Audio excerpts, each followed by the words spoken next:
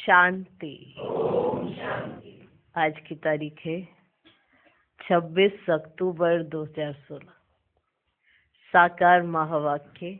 बाबा कहते मीठे बच्चे, आत्मा और शरीर जो पतित और काले बन गए हैं, बाप की याद से इन्हें पावन बनाओ, क्योंकि अब पावन दुनिया में चलना है।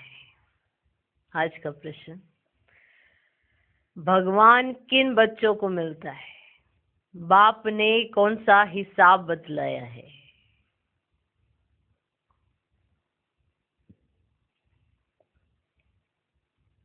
भगवान के बच्चे तो सब है ना, लेकिन भगवान किन बच्चों को मिलता है? बाप ने कौन सा हिसाब बतलाया है? उत्तर, जिन्होंने शुरू से भक्ति की है उन्हें ही भगवान मिलता है। इसलिए सभी को भगवान नहीं मिलता। भगवान मिलता ही उन्हों को है जिन्होंने शुरू से भक्ति की है। बाबा ने ये हिसाब बतलाया है कि सबसे पहले तुम भक्ति करते हो, इसलिए तुम्हें ही पहले पहले भगवान द्वारा ज्ञान मिलता है, जिससे फिर तुम नई दुनिया में राज्य करते हो। बाप कहते हैं तुमने आधा कल्प मुझे याद किया है, अब मैं आया हूं तुम्हें भक्ति का फल देने। आज का गीत है, मरना तेरी गली में, जीना तेरी गली में। ओम शांति। बच्चों ने गीत सुना? जब कोई मरते हैं तो बाप के पास जन्म लेते हैं। जानते हो हम आत्माएं हैं। वह हो गई शरीर की बात। एक शरीर छोड़ फिर दूसरे बाप के पास जाते हैं। तुमने कितने साकारी बाप लिए हैं, है ना? तुमने कितने साकारी बाप किए हैं। असल में हो निराकारी बाप के बच्चे हो, तो निराकारी बाप के बच्चे। तुम आत्मा परम पिता परमात्मा के बच्चे हो, रहने वाले भी वहां के हो, जिसको निर्वाण धाम व शांति धाम कहा जाता है। बाप भी वहां रहते हैं। यहाँ तुम आकर लौकिक बाप के बच्चे बनते हो, तो फिर उस बाप को भूल जाते हो। सत्युग में तुम सुखी बन जाते हो, तो उस पारलौकिक बाप को भूल जाते हो। सुख में उस बाप का सिमरन नहीं करते हो, दुख में याद करते हो और आत्मा याद करती है। जब लौकिक बाप को याद करती है तो बुद्धि शरीर तरफ रहती है। उस बाबा को याद करेंगे तो कहेंगे ओ बाबा, है दोनों बाबा। राइट अक्षर बाप ही है, वह भी फादर यह भी फादर। आत्मा रूहानी बाप को याद करती है तो बुद्धि वहां चली जाती है। ये बाप बैठ बच्चों को समझाते हैं। अभी तुम जानते हो बाबा आया हुआ है, हमको अपना बनाया है। बाबा आया है, हमको अपना बनाया है। बाप कहते पहले पहले हमने तुमको स्वर्ग में भेजा ना। तुम बहुत साहूकार थे, फिर 84 जन्म ले ड्रामा प्लान अनुसार अभी तुम दुखी हो पड़े हो। ड्रामा अनुसार ये पुरानी दुनिया खत्म होनी है। तुम्हारी आत्मा और ये शरीर रूपी वस्त्र सतो प्रधान थे। फिर गोल्डन एज से आत्मा सिल्वर एज में आई, तो शरीर भी सिल्वर में हुआ, फिर कॉपर एज में आ गया। अभी तो तुम्हारी आत्मा बिल्कुल ही पतित हो गई है, तो शरीर भी पतित है। जैसे 14 कैरेट का सोना कोई पसंद नहीं करते हैं, जैसे कोई 14 कैरेट का सोना पसंद नहीं करते, काला पड़ जाता है ना। तो कोई 14 कैरेट का सोना पसंद नहीं करेगा, क्योंकि काला पड़ जाता है। तुम भी अभी काले आयरन एज्ड बन गए हो। अब आत्मा और शरीर जो ऐसे काले बन गए हैं, तो फिर पवित्र कैसे बने? आत्मा पवित्र बने तो शरीर भी पवित्र मिले। ये कैसे होगा?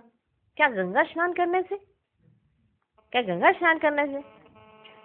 नहीं, पुकारते ही हैं, हे पतित पावन नाव। ये आत्मा कहती है तो बुद्धि पारलौकिक बाप तरफ चली जाती है। हे बाबा देखो बाबा, अक्षरी कितना मीठा है बाबा, है ना? हे बाबा देखो बाबा, अक्षरी कितना मीठा है। भारत में ही बाबा बाबा कहते हैं, भारत में ही कहते हैं क्या? बाबा बाबा। अभी तुम आत्म अभिमानी बन बाबा के बने हो। बाबा कहते मैंने तुमको स्वर्ग में भेजा था, नया शरीर धारण किया था, अब तुम क्या बन गए हो। ये बातें हमेशा अंदर रहनी चाहिए, बाबा को ही याद करना चाहिए। सब याद करते हैं ना, हे बाबा करते हैं ना। हम आत्माएं पतित बन गई हैं, अब आओ आकर पावन बनाओ। ड्रामा में ये भी पार्ट है, तब तो बुलाते हैं। ड्रामा प्लान अनुसार आएंगे भी तब जब पुरानी दुनिया से नहीं बनती है। तो कब बननी है? द्वापर से, त्रेता से। पुरानी दुनिया कब होती है? कलयुग। ये तो मानते हो कि कलयुग है? कौन कौन मानते हैं कि ये कलयुग है? पूरी दुनिया कलयुग में है ना, तो सतयुग तो आना ही है। ये भी मानते हो चक्र रिपीट होता है? मानते हो ना। तो भारत में क्या कहते हैं? बाबा बाबा कहते हैं ना, समझ में आया? इसलिए बाबा को ही कहते हैं कि हम आत्मा पतित हो गई, आकर हमें पावन बनाओ। ड्रामा में यह भी पार्ट है, तब तो बुलाते हैं। ड्रामा प्लान अनुसार आएंगे भी तब जब पुरानी दुनिया से नहीं बनती है। तो जरूर संगम पर ही आएंगे, तो जरूर संगम पर ही आएंगे। कौन कहते हैं जरूर संगम पर ही आएंगे? सारे कहते हो, मानते हो ना भगवान आए हैं। तुम बच्चों को निश्चय है बिलवर्ड मोस्ट बाबा है। कहते भी हैं स्वीट स्वीटेस्ट। अब स्वीट कौन है? लौकिक संबंध में पहले फादर है जो जन्म देते हैं, फिर है टीचर। टीचर से पढ़कर तुम मर्तबा पाते हो। Knowledge is source of income कहा जाता है ना। ज्ञान है नॉलेज, योग है याद। ज्ञान है नॉलेज, योग है याद। क्लियर? तो बेहद का किसको पता ही नहीं है। चित्रों में क्लियर दिखाया भी है। ब्रह्मा द्वारा स्थापना शिव बाबा कराते हैं। श्री कृष्ण कैसे राजयोग सिखाएगा? राजयोग सिखाते ही है सतयुग के लिए, तो जरूर संगम पर बाप ने सिखाया होगा। सतयुग की स्थापना करने वाला है बाबा। ब्रह्मा द्वारा कराते, करण करावनहार है ना। वो लोग तो त्रिमूर्ति ब्रह्मा कह देते हैं, परंतु ऊंच से ऊंच शिव है ना। वह साकार है, वह निराकार है। सृष्टि भी यही है। इस सृष्टि का ही चक्र फिरता है, रिपीट होता रहता है। सूक्ष्म वतन की सृष्टि का चक्र नहीं गाया जाता है। वर्ल्ड की हिस्ट्री ज्योग्राफी रिपीट होती है। गाते भी है ना, सतयुग त्रेता द्वापर कलयुग। बीच में जरूर संगम युग चाहिए, नहीं तो कलयुग को सतयुग कौन बनाए? कौन बनाए? विचार करने वाली बात है ना। एकदम से कलयुग से सतयुग कैसे ऐसे अचानक से तो नहीं आएगा ना, कुछ तो करना पड़ेगा। तो कलयुग से सतयुग कौन बनाए? कौन बनाए?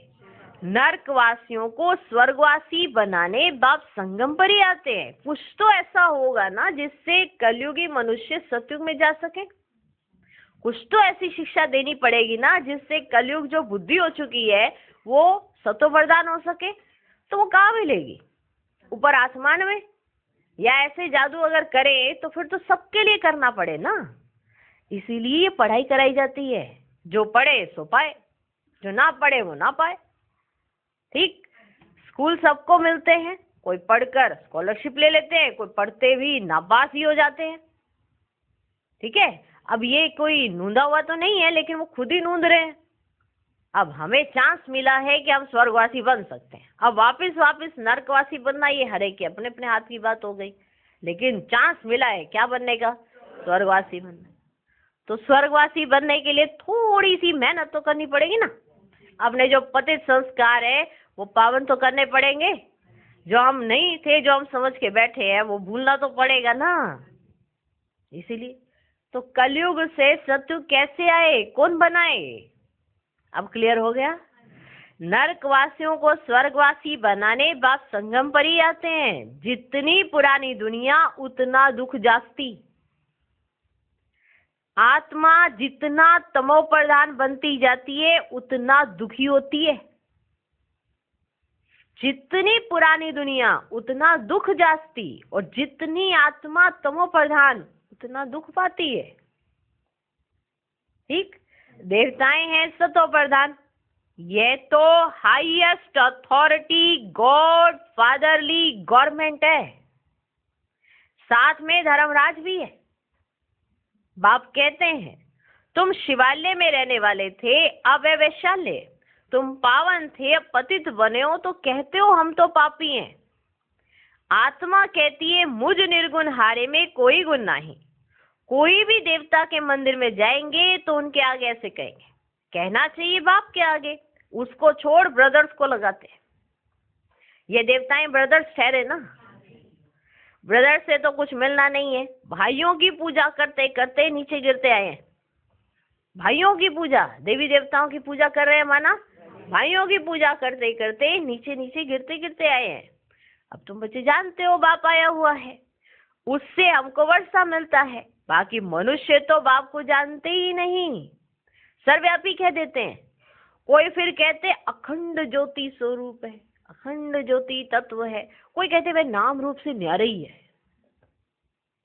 अरे तुम कहते हो अखंड ज्योति स्वरूप है, फिर नाम रूप से न्यारा कैसे कहते हो?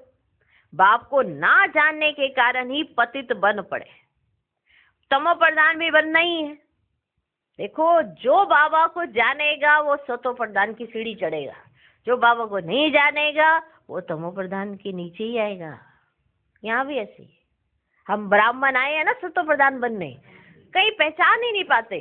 ब्राह्मण होकर भी बाप को पहचान नहीं पाते, सिर्फ बाबा बाबा करते हैं पर गहराई से पहचान नहीं पाते। तो वो भी क्या होता है, कभी इधर के कभी उधर के, क्योंकि पहचान पूरी नहीं है। और पहचान के लिए आंख चाहिए, और आंख बाबा ने खुद में दी है, उसे खोल कर रखो। ये तीसरा नेत्र दिया है ना, इसे खोलो, फिर देखो बाबा दिखाई देता है कि नहीं देता।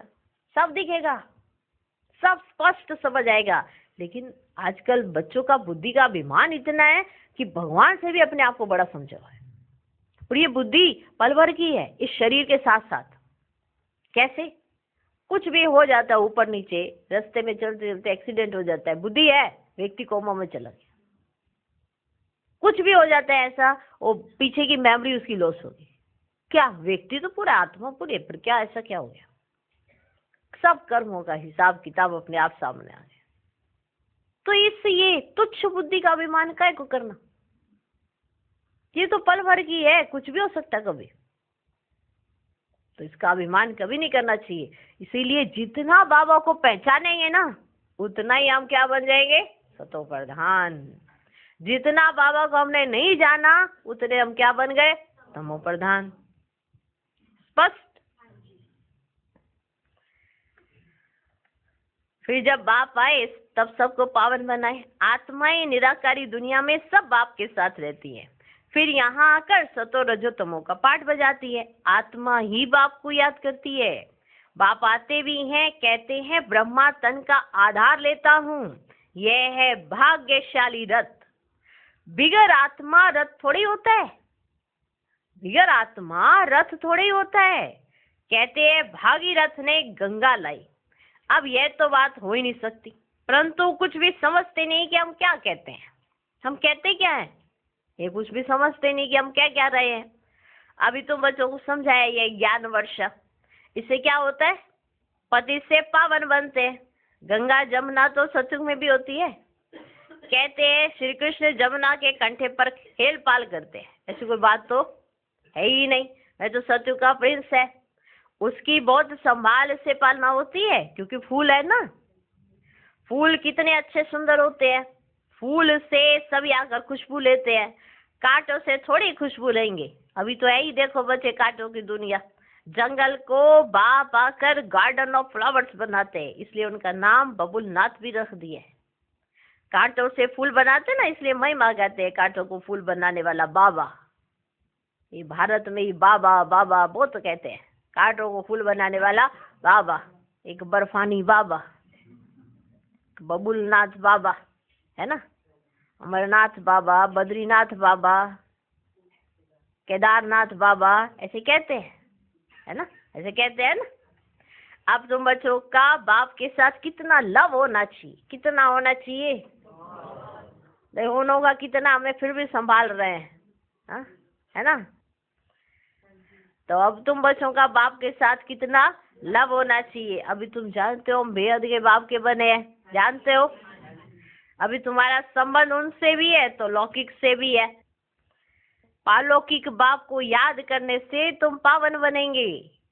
आत्मा जानती है वे हमारा लौकिक बाप और यह पालौकिक बाप है।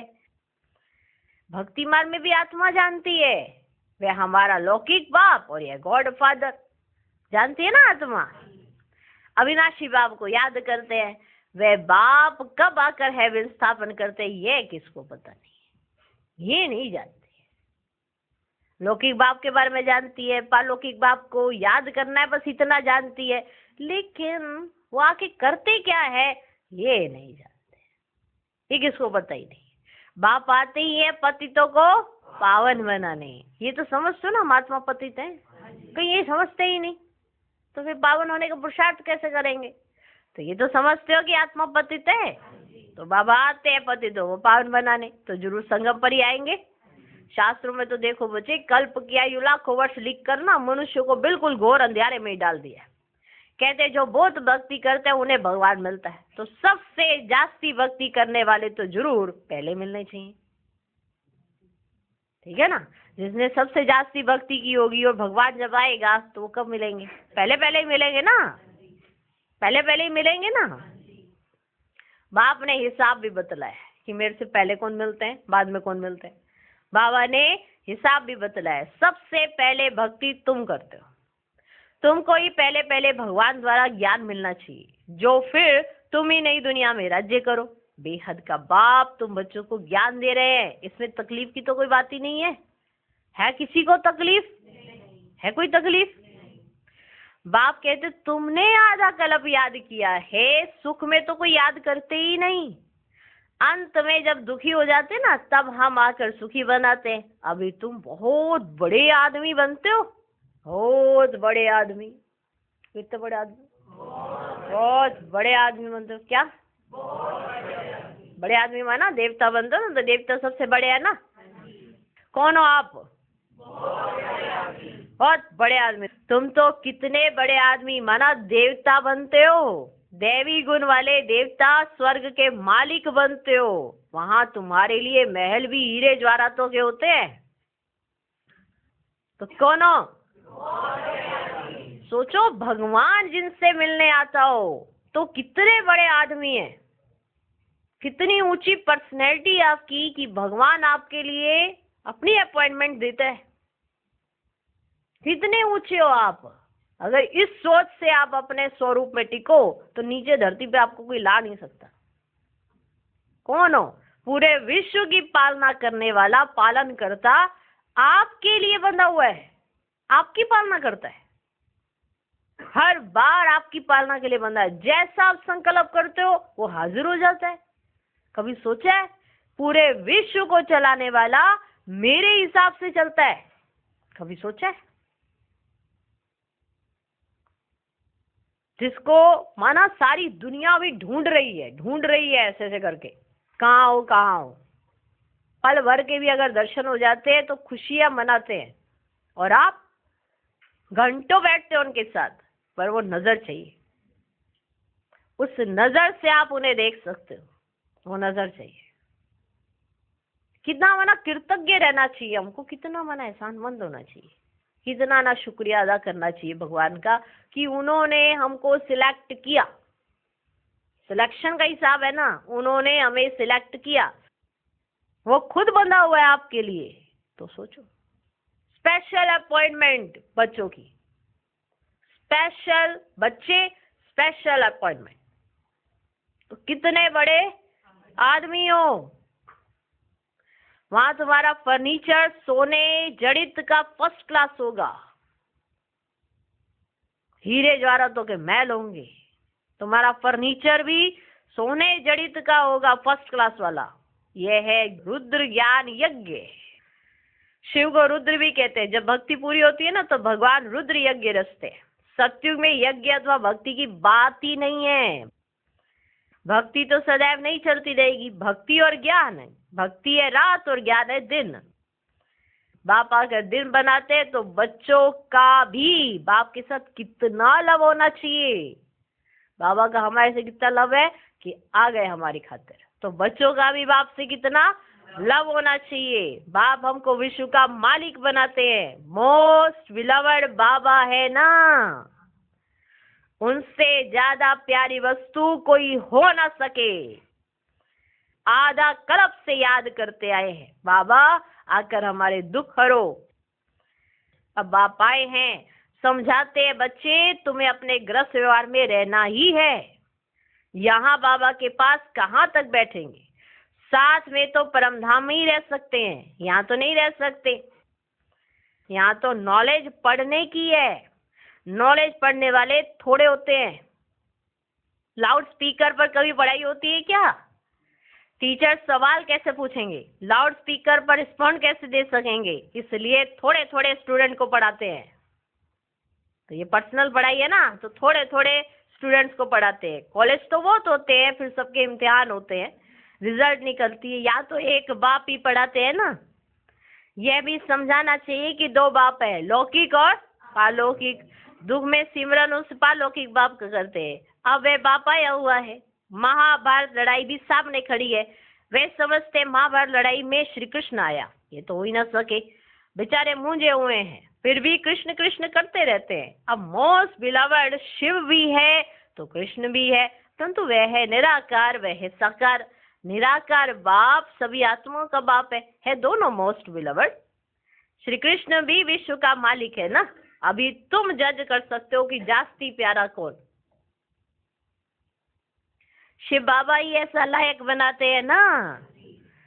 कृष्ण क्या करते हैं, बाप ही तो उनको ऐसा बनाते हैं ना। तो गायन भी जास्ती उस बाप का होना चाहिए। बाप ने समझाया है तुम सब पार्वतियां हो, तुम सब पार्वतियां हो। ये शिव अमरनाथ तुमको कथा सुना रहे हैं। कोई सो जाती है, कोई जगी रहती है, जो जगी रहती है तो पा लेती है, जो सो जाती है पार्वती वो नुकसान कर लेती है अपना। कहानी बनाई है ना, पार्वतियां सब हो, पर कैसी पार्वती, सच्ची पार्वती या बस ऐसे झूठी पार्वती। पार्वती का टैग लगा के नहीं घूमना है, सच्ची पार्वती बनना पड़ेगा, ठीक है। यह शिव अमरनाथ तुमको कथा सुना रहे हैं, तुम ही सब अर्जुन हो। सुना, इतने सारे सम्मान दिए जा रहे हैं, सुन रहे हो? बड़े आदमी हो, देवता हो, पार्वतियां हो, क्या बात है, अर्जुन हो, तुम ही सब द्रौपदियां हो। है कितने ऊंचे ऊंचे सम्मान, जिनका आज दिन तक यादगार बना है, वो है कौन? वो आप ही हो। है इतना नशा। इस विशेष दुनिया को रावण राज्य कहा जाता है। वह है वाइसलेस वर्ल्ड, विकार की बात ही नहीं। निराकार बाप विकारी दुनिया रचेंगे क्या? विकार में ही दुख है। सन्यासियों का है ही हठ योग निवृत्ति मार्ग। कर्म संन्यास तो कभी होता ही नहीं। वह तो तब हो जब आत्मा शरीर से अलग हो जाए। गर्भ जेल में फिर कर्मों का हिसाब शुरू हो जाता है। बाकी कर्म संन्यास कहना रॉन्ग है। हठ योग आदि बहुत सीखते हैं, गुफाओं में जाकर बैठते हैं, आग से भी चले जाते हैं, आग पे भी खड़े ऐसे चल देते हैं ना, आग से भी चले जाते हैं। रिद्धि सिद्धि भी बहुत है, जादूगरी से बहुत चीजें भी निकालते हैं। भगवान को भी जादूगर, रत्नागर, सौदागर कहते हैं, लेकिन उनसे कोई को गति सदगति तो नहीं मिल सकती। वो जो जादूगरी करते हैं उससे तो किसी को गति सदगति नहीं मिलती। और गति सदगति कौन दे सकता है? भगवान। वे तो एक ही सच्चा सतगुरु आकर सबकी गति सदगति करते हैं। अच्छा, मीठे मीठे सिकिलधे बच्चों प्रति माता पिता बाप दादा का याद प्यार और गुड मॉर्निंग। रूहानी बाप की रूहानी बच्चों को नमस्ते। हम रूहानी बच्चों की भी रूहानी बाप को नमस्ते नमस्ते नमस्ते। Good morning good morning good morning. धारणा के लिए मुख्य सार, पहला पॉइंट, कांटों से फूल बनाने वाला मोस्ट बिलवड एक बाप है, उसे बहुत लव से याद करना है। खुशबूदार पावन फूल बन सबको सुख देना है। दूसरा पॉइंट, ये नॉलेज माना पढ़ाई सोर्स ऑफ इनकम है। इससे 21 जन्म के लिए तुम बहुत बड़े आदमी बनते हो, इसलिए इसे अच्छी रीति पढ़ना और पढ़ाना है, आत्म अभिमानी बनना है। आज का वरदान, संगठन में एक मत और एक रस स्थिति द्वारा सफलता प्राप्त करने वाले सच्चे स्नेही भव। संगठन में एक ने कहा, दूसरे ने माना, यह है सच्चे स्नेह का रिस्पॉन्ड। ऐसे स्नेही बच्चों का एग्जाम्पल देख और भी संपर्क में आने के लिए हिम्मत रखते हैं। संगठन भी सेवा का साधन बन जाता है। जहां माया देखती है कि इनकी यूनिटी अच्छी है, घेराव है, तो वहां आने की हिम्मत नहीं रखती। एक मत और एक रस स्थिति के संस्कार ही सत्युग में एक राज्य की स्थापना करते हैं। आज का स्लोगन, कर्म और योग का बैलेंस रखने वाले ही सफल योगी हैं। ओम शांति।